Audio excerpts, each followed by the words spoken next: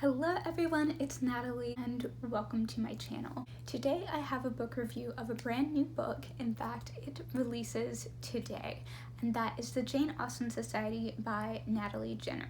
I've been wanting to do more dedicated book review sort of videos, whether it's going in depth on one book like I will do here, or like the YA contemporary mashup I did last fall, where I talk about 2 or 3 related books, and I thought this would be a good place to start.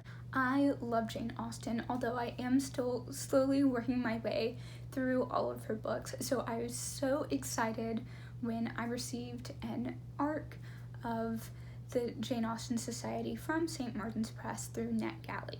What made it even more exciting for me was last year I actually got to go to the Jane Austen House Museum in Chawton, so it was just so fun getting not only to learn some about the history of the society that created the museum, but also just find all the references to some of the objects in the museum, from Jane Austen's writing desk to the old piano her family had, the topaz cross necklaces that were gifted to Jane and her sister from one of their brothers, her ring. It was just so fun and exciting. Like, I saw these things in real life, and not surprisingly, I absolutely loved the Jane Austen Society. Definitely a full 5 out of 5 stars from me. Before I get into the synopsis and my review, I did want to go over some trigger warnings for the book. This book deals a lot with grief and the death of loved ones, including suicide and miscarriage. And there's also drug use as a coping mechanism and sexual assault. And now let's get into what this book is about and what I thought.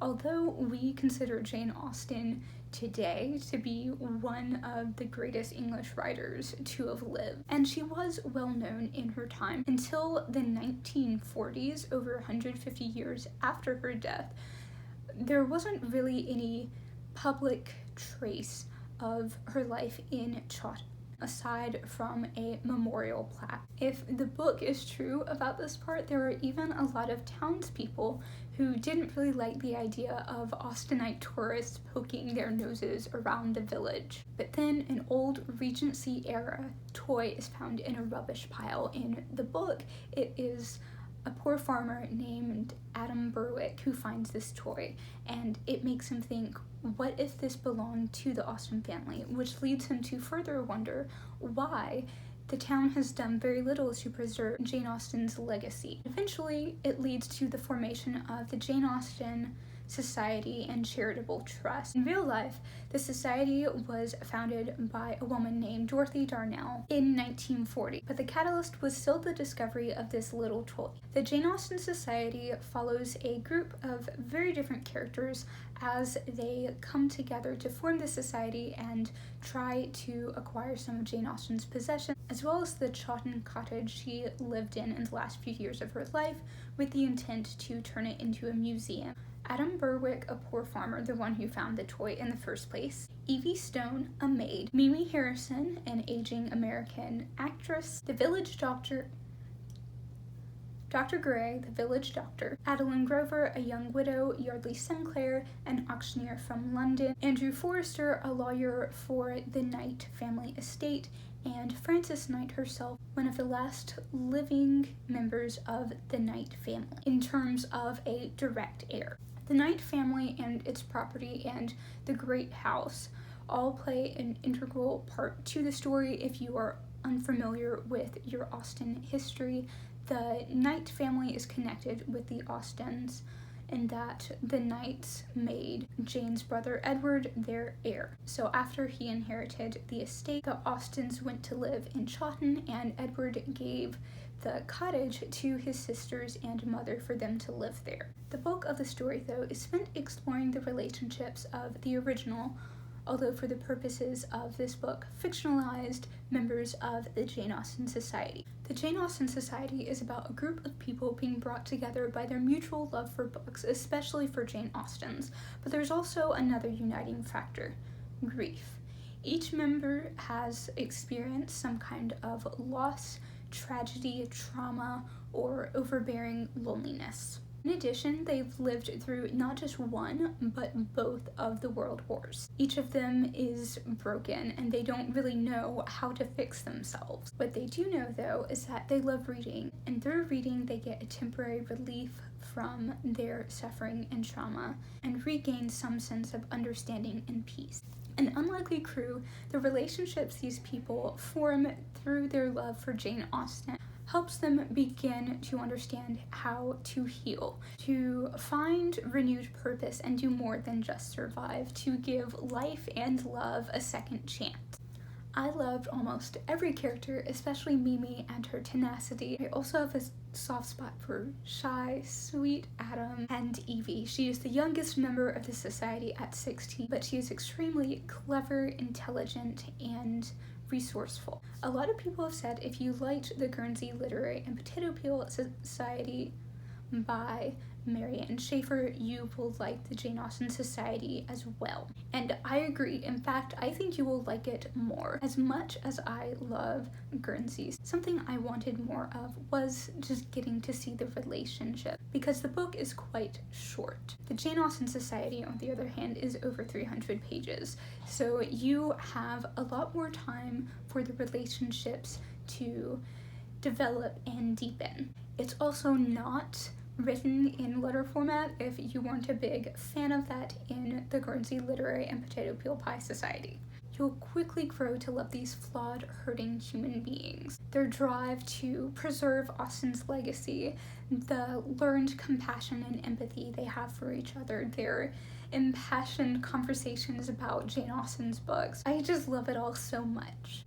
This book is a slower read, and there's not a ton of super exciting events and plot twists, but I do think it's the right choice for the story it's trying to tell. It's a meditation on grief and healing and community, history, and like Guernsey, it's about the power of literature to bring people together. Depending on the kind of reader you are, you may not be able to get into that or really like that aspect, but I do think this is one of those books that it's okay that it's slower, and more importantly, it kind of demands to be read slower, to be savored and have you paying attention to and appreciating every little detail. There is some romance in this book, and I will say I kind of wanted Adeline to end up with someone else. I do understand the relationship that ended up developing, and I'm okay with it. I support it. There's just another ship I wanted to say a little bit more. And I will say the romance subplots are one of the weaker areas of the book, because for several of the characters, they have a history together. The book focuses more on the period of time when the Jane Austen Society was forming, so we don't really get that history that the characters have together, rather than them getting to know each other and falling in love like you would have with a traditional romance plot. It's more about them realizing that they love each other, realizing they want to be together, and that they are right for each other, and more importantly, that it's okay that they're together. So it's a weaker point of the book because some of these subplots involve things and events and feelings that we don't really get to see because it happened in the past. Lastly, I've read several reviews from people who hadn't read any of Jane Austen's books, and they believed they would have enjoyed and appreciated the Jane Austen Society a lot more if they had. Before we part, I want to share a quote with you from the Jane Austen Society that I think really embodies what this book is about and is trying to do. And I'm reading this from my Kindle. It is from chapter 15 of the uncorrected copy from the perspective of Dr. Gray. Bookended by the two worst wars the world had ever seen, they were ironically the survivors, yet it was beyond him what they were all surviving for. He thought of Adam and his interest in somehow preserving Jane Austen's legacy in the town. The list of books that Adeline Grover had given Mr. Stone and Evie each, a cup of tea and a sugar bun in a courtyard, the party now starting in the great house without him. These were small things in a way, much smaller than a war, yet they seemed to him more important to survival than he had previously understood. The Jane Austen Society is poignant, tender, beautiful, and sometimes heartbreaking, and I believe it's a must-read for Jane Austen fans. I can't wait to pick up a finished copy of this book and reread it over and over again. I highly recommend it. If you are interested in picking up a copy yourself, I will make sure to leave some links in the description box where you can purchase the book. And again, it releases today. Thank you so much for watching. Make sure to like this video, subscribe to my channel, and click the notification bell if you'd like to see more book reviews like this one. Have a wonderful rest of your day, keep reading, and I will see you next time here on The Mighty Quill.